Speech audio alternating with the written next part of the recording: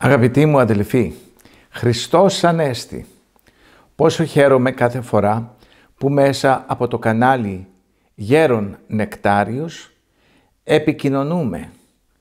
Αισθάνομαι ότι συνομιλούμε, ότι ευρίσκομαι στο σπίτι σας μέσα, ευρίσκομαι στο χώρο της εργασίας σας, ευρίσκομαι στο αυτοκίνητό σας, εκεί που βλέπετε και ακούτε αυτές τις ομιλίες.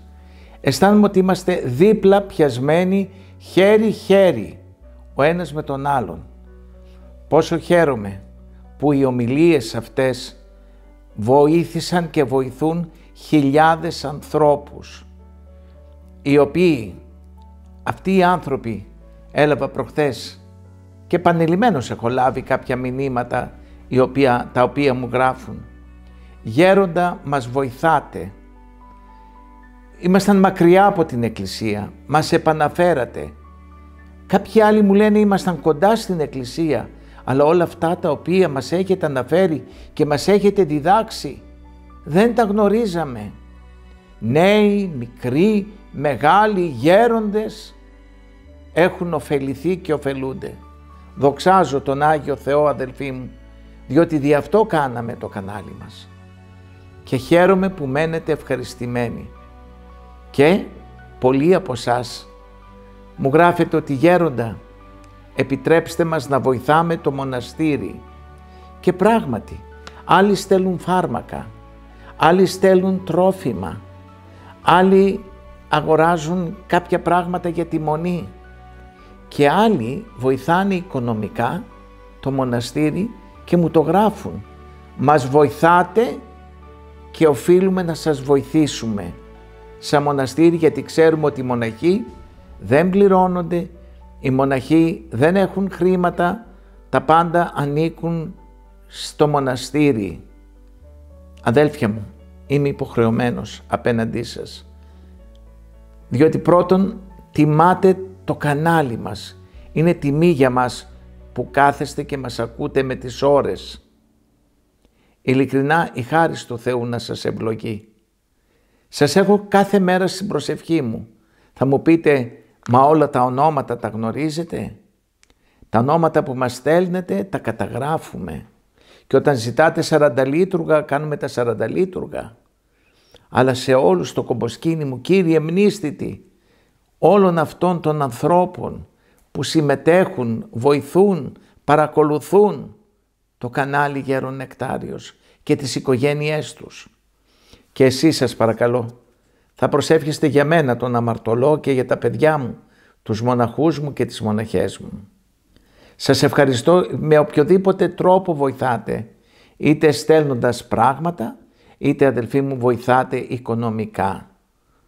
Και πολλοί επειδή ρωτάτε πού μπορείτε να βοηθάτε οικονομικά, άμα μπείτε στο blog gerondasnectarios.gr, εκεί θα βρείτε, έχει τους τρόπους. Ας έλθω όμως σήμερα, διότι θέλω να σας μιλήσω για μία γερόντισσα, της οποίας κράτησα εδώ σημειώσεις. Είναι θαυμαστά γεγονότα, τα οποία θα σας βοηθήσουν και εσάς, όπως βοήθησαν και εμένα πνευματικά. 4-5 θαυμαστά γεγονότα θα σας τα πω από τη ζωή της, όπως η ίδια μας τα διηγήθηκε. Καταρχάς η γερόντισσα αυτή η μοναχή Παϊσία προέρχεται από τον έγγαμο βίο. Ονομαζόταν Παναγιώτα, το κοσμικό της όνομα, και παντρεύτηκε τον Παναγιώτη. Απέκτησαν 2 παιδιά, τον Ιωάννη και τον Γεώργιο. Ο Ιωάννης παντρεύτηκε, έκανε οικογένεια και απέκτησε 5 παιδιά, εκ των οποίων τα 2 παιδιά του Ιωάννη έγιναν ιερομόναχοι. Δηλαδή 2 από τα 5 εγγόνια της μοναχής Παϊσίας έγιναν και αυτά μοναχοί. Ομοίως ο δεύτερος ο γιος της, ο Γεώργιος, ακολούθησε και αυτός το μοναχικό βίο. Έτσι λοιπόν είχαμε μια χριστιανική οικογένεια. Ο σύζυγός της ήταν πολύ ελεήμων. Όταν απεβίωσε, το σώμα του ήταν σε πλήρη ευληγησία μετά από 24 ώρες. Μετά το θάνατο του συζύγου της, η Παναγιώτα, η γερόντισσα δηλαδή Παϊσία, με θαυμαστό τρόπο έγινε μοναχή, όπως μας διηγείται. Μια μέρα ο ιός της, ο οποίος όπως είπαμε έγινε ιερομόναχος, της διάβαζε δυνατά το βίο του Μεγάλου Παϊσίου. Εκεί κάπου ο Μέγας Παΐσιος αναφέρει ότι τον επισκέφτηκε ο Μέγας Κωνσταντίνος, ο πρώτος βασιλιάς των χριστιανών, και έλεγε στον Άγιο Παΐσιο τη δόξα που απολαμβάνουν οι καλοί μοναχοί στα κάλλη του Παραδείσου, και ότι ο Μέγας Κωνσταντίνος και η μητέρα του η Αγία Ελένη παραπονιούνται στον Άγιο και Μέγα Παΐσιο, διότι λέει αυτή την ελευθερία και τη δόξα που απολαμβάνουν οι μοναχοί στους ουρανούς μες στον Παράδεισο, εμείς δεν την έχω. Δεν την έχουμε, λέγει, ούτε εγώ ως βασιλέας των χριστιανών, ούτε η μητέρα μου η Αγία Ελένη. Ακούγοντας αυτά, η γερόντισσα γυρίζει στο γιο της και λέει τέτοια δόξα θα απολαύσετε εσείς οι μοναχοί? Παιδί μου, να πεις στον δεσπότη ότι θέλω να γίνω και εγώ μοναχή. Και πράγματι γίνεται μοναχή και έλαβε το όνομα Παϊσία εξαιτίας του Μεγάλου Παϊσίου. Βλέπετε λοιπόν το πόσο βοηθάει το να διαβάζουμε και να μελετούμε τους βίους των Αγίων. Γιατί επιμένω στα παιδιά σας να τους διαβάζετε κάθε μέρα από το συναξαριστή το βίο των Αγίων της ημέρας.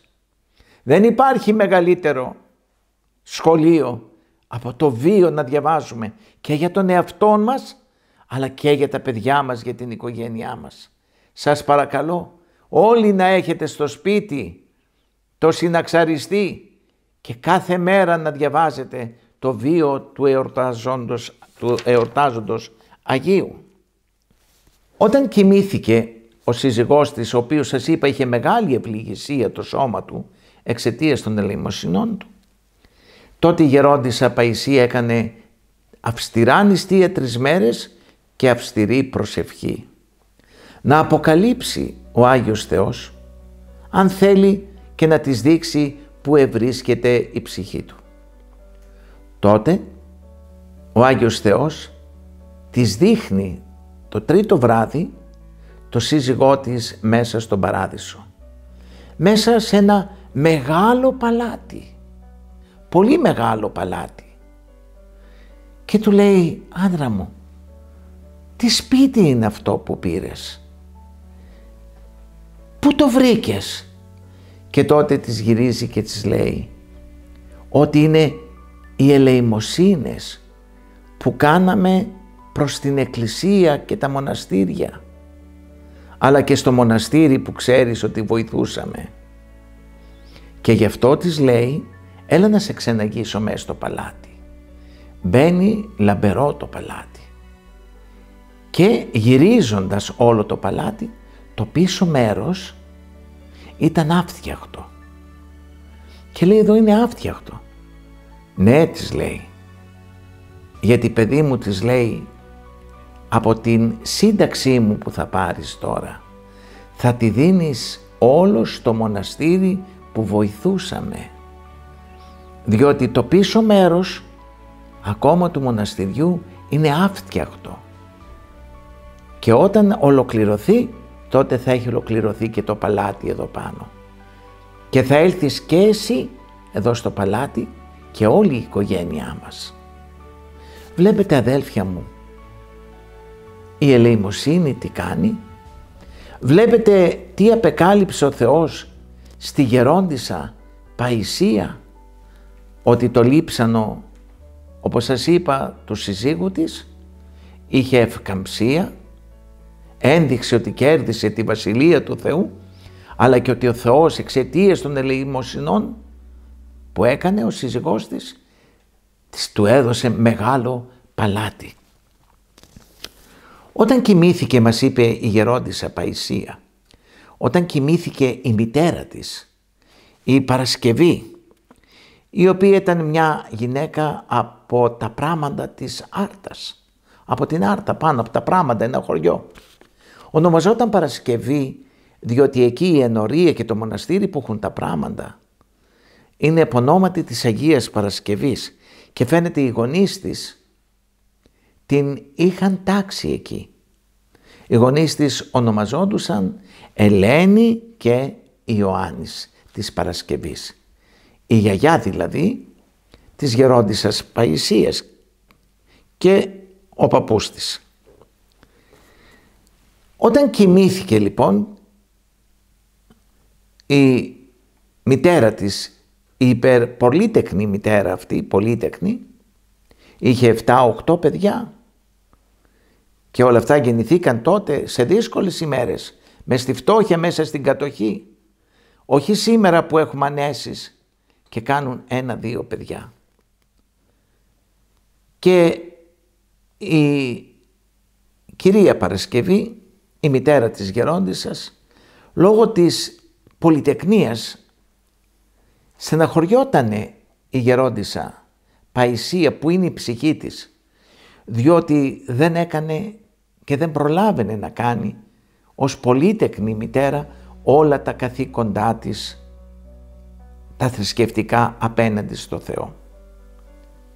Και σκεφτόταν πού να είχε πάει η ψυχή της. Πάλι μας λέγει, κάνω νηστεία και προσευχή, να μου δείξει ο Θεός που είναι η ψυχή της μητέρας μου. Και τότε μου δείχνει το χώρο του παραδείσου, γεμάτο λουλούδια. Και μέσα εκεί βλέπω τη μητέρα μου, λέει, στα λευκά ντυμένη. Και μου λέει, με ζήτησες παιδί μου και επέτρεψε ο Κύριος να σου εμφανιστώ. Είμαι πάρα πολύ καλά εδώ. Λέει, μητέρα, κέρδισες τον παράδεισο? Ναι παιδί μου, τον κέρδισα. Και ξέρεις πως τον κέρδισα? Όχι διότι έκανα όλα όσα έπρεπε να κάνω σαν χριστιανή. Τα κέρδισα διότι ο Κύριος μου εδικαιολόγησε το ότι δεν ήμουν εντάξει απέναντι στα θρησκευτικά μου καθήκοντα λόγω της πολυτεκνίας.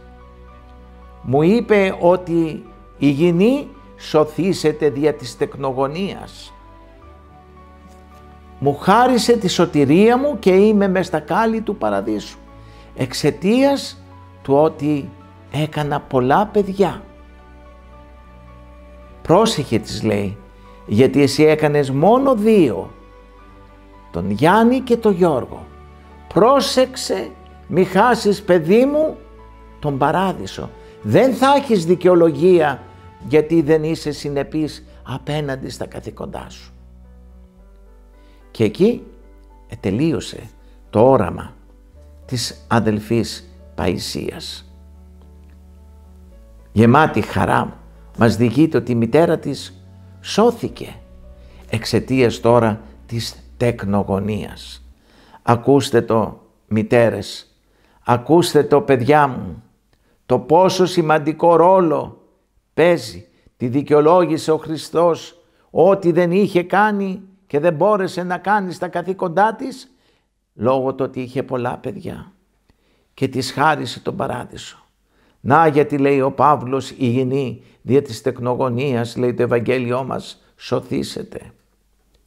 Γι' αυτό σας παρακαλώ να τεκνοποιείτε, μη φυλάγεστε. Τότε ήταν φτώχεια και κάναν πολλά παιδιά.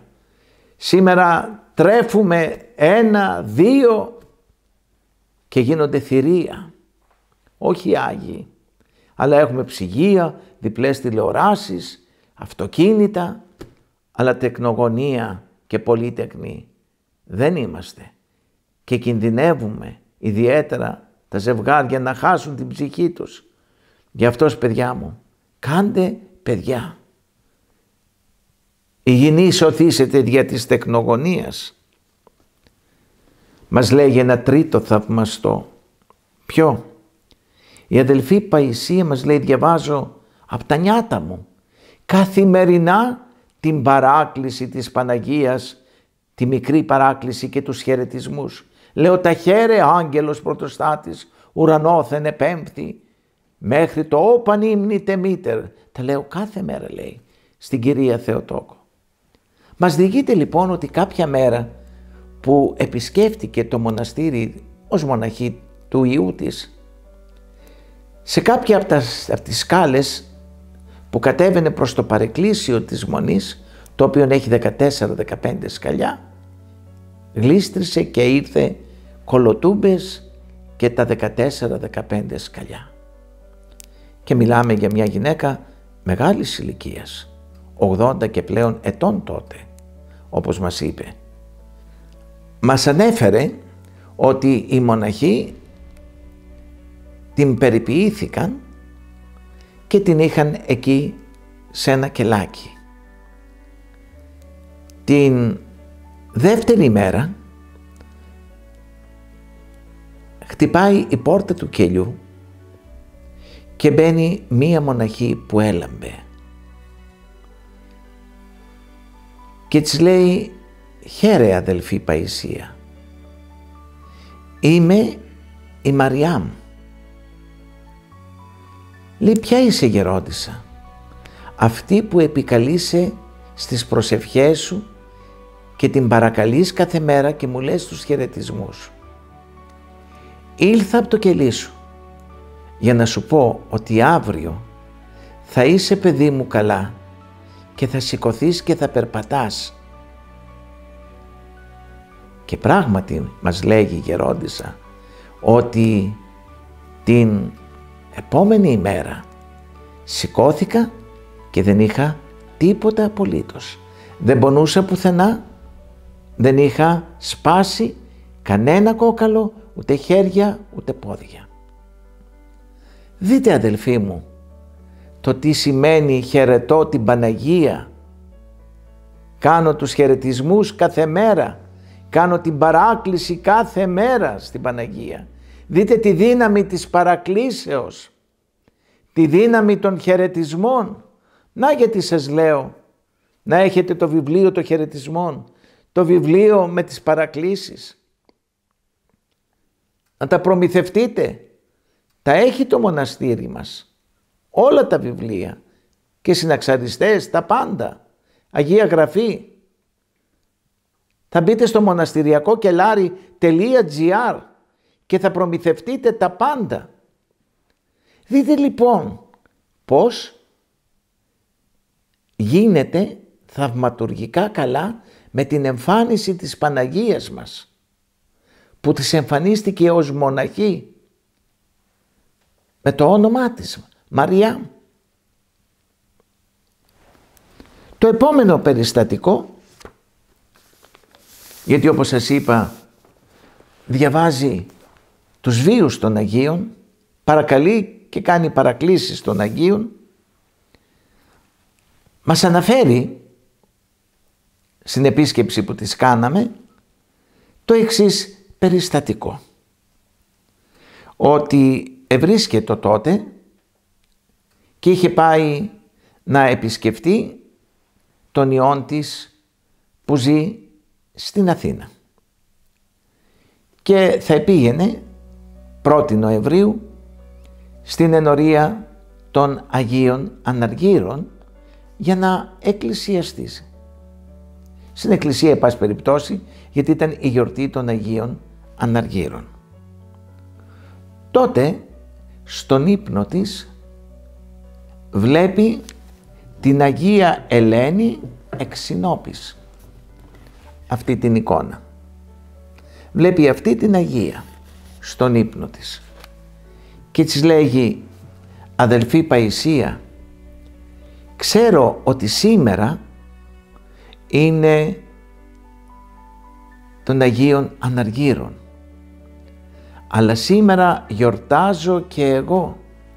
Είμαι η Αγία Ελένη της Συνόπης και υπάρχει η εικόνα μου στην ενορία της Αγίας Μαύρας Ηλιουπόλεως, Τιμοθέου και Μαύρα στην ενορία.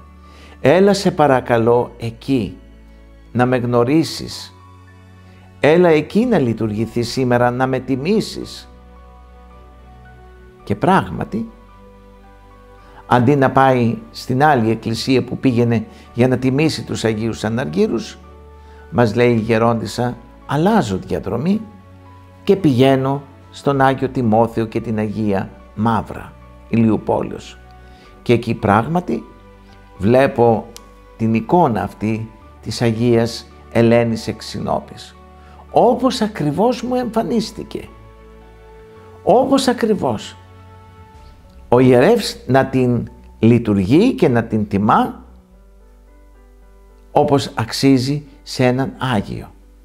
Και τη ρώτησε ο ιερέας, ο πατήρ Χαράλαμπος, πώς γερόντισσα ήρθατε σήμερα εδώ, και του διηγήθηκε το θαυμαστό γεγονός ότι η Αγία Ελένη την κάλεσε, την οποία δεν τη γνώριζε, μας είπε, δεν είχε διαβάσει το βίο της, αλλά επειδή είναι η γερόντισσα φίλος των Αγίων και διαβάζει τους βίους των Αγίων, γι' αυτό η Αγία Ελένη την ετίμησε και ζήτησε να γνωρίσει και τη ζωή της.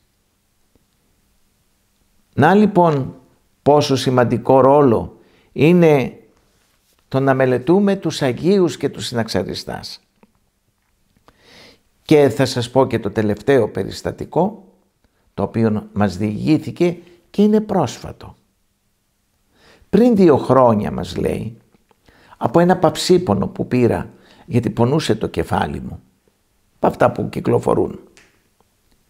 Ενώ το πήρα, το παυσίπανο, μετά από λίγο δεν αισθανόμουν καλά και αναγκαστικά και πήγα στους γιατρούς και με στείλανε για αιματολογικές εξετάσεις και βλέπουν ότι από το παυσίπονο, από παρενέργεια του παυσιπόνου, έπαθα λευκαιμία του αίματος, καρκίνο, λευκοπενία. Ο γιατρός δεν έδωσε πολλά χρόνια ζωής. Ήμουν τότε, μας λέει, 89 ετών. Μεγάλη γυναίκα. Μου είπε ότι περίπου 2 χρόνια, 6 μήνες περίπου θα ζήσω. Πέρασαν 2 χρόνια και ακόμα είμαι ζωντανή. Και δεν φτάνει αυτό, μας διηγείται. Πριν κάμποσο καιρό, τώρα, ενώ έχω και την καρδιά μου, έχω αρρυθμίες της καρδιάς και άλλα νοσήματα, μεγάλη γυναίκα είμαι, έχω φτάσει στα 91, πηγαίνω στα 92, μας διηγείται τώρα, κόλλησα και την αρρώστια του κορονοϊού. Πήγα, έκανα το μοριακό τεστ και βγήκε θετικό ότι έχω κορονοϊό. Το επαναλαμβάνω πάλι αργότερα, επιβεβαιώνεται.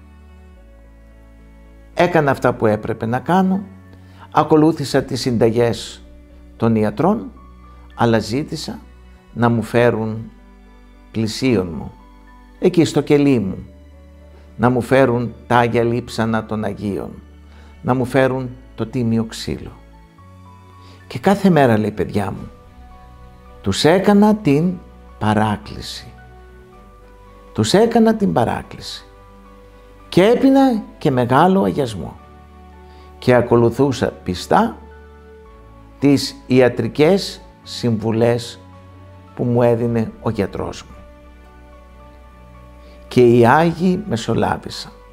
Παρότι είμαι μεγάλη ηλικίας, πλησιάζω τα 92 και μάλιστα χαριτολογώντας να λέγει ένα αυτοκίνητο 92 ετών, καταλαβαίνετε ότι είναι προβληματικό και όλο προβλήματα βγάζει. Ετοιμαζόμουν να φύγω.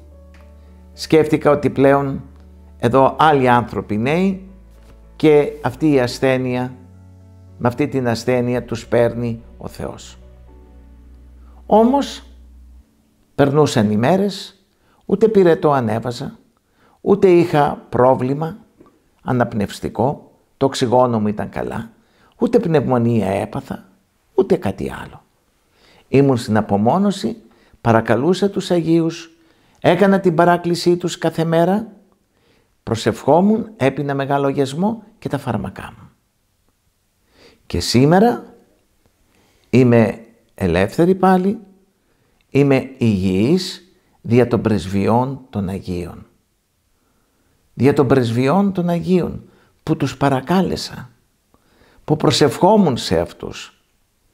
Να βλέπετε ότι η πίστη μας είναι ζωντανή, αδέλφια μου.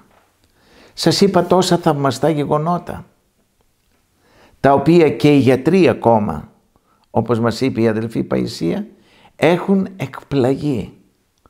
Ότι μόνον η χάρις του Θεού σκεπάζει αυτή την γερόντισσα και γι' αυτή η γερόντισσα, αν και πέρασε τόσες δυσκολίες, ο Θεός την έχει κρατήσει μέχρι και σήμερα ανάμεσά μας. Αδελφοί μου, σας ανέφερα όλα αυτά τα περιστατικά για να δείτε ότι τι κάνει η ελεημοσύνη, τι κάνει η τεκνογωνία, τι κάνει η μελέτη των βίων των Αγίων, τι κάνουν οι χαιρετισμοί προς την Παναγία και η παράκληση, το να διαβάζουμε κάθε μέρα, τι κάνουν οι παρακλήσεις και οι προσευχές μας προς τους Αγίους. Είναι αυτές που καθημερινά μας σώζουν. Η γερόντισσα Παϊσία είναι παράδειγμα προς μίμηση. Όπως τα ανέφερα σε εσάς, τα ανέφερα και στους μοναχούς μου. Να έχουμε όλη την ευχή της. Η γερόντισσα μου ζήτησε να μην αποκαλύψω ούτε που είναι, ούτε που ευρίσκεται, διότι είναι μεγάλη και δεν μπορεί να δεχτεί κόσμο. Μας δέχτηκε εμάς. Μας έδωσε την ευχή της, μας έδωσε την ευλογία της.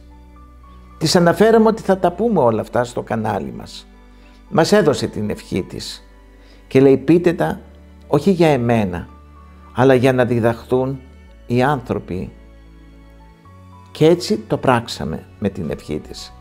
Να έχουμε όλη την ευχή της, αδελφοί μου, και ας γίνει παράδειγμα αυτή η γυναίκα που προέρχεται από τον έγγαμο βίο.